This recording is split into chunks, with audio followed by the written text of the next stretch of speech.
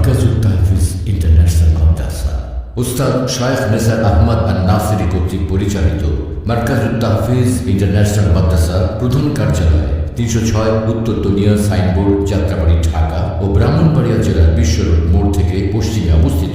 এই মাদ্রাসাটির ছাত্ররা বিভিন্ন রাষ্ট্রে অনুষ্ঠিত বিশ্ব কোরআন প্রতিযোগিতায় বারবার বিশ্ব জয় করে বাংলাদেশকে সারা বিশ্বের কাছে তুলে ধরছে। বিশেষ করে মক্কা শরীফের মসজিদে হারামে অনুষ্ঠিত বিশ্ব কোরআন প্রতিযোগিতায় ১১৭টি দেশকে হারিয়ে বিশ্ব জয় করেছে। এমনকি শুধু সৌদি আরবেই ১০ বার বিশ্ব সেরা হওয়ার অনন্য রেকর্ড করেছে মার্কাজুত তাহফিজ ইন্টারন্যাশনাল মাদ্রাসা।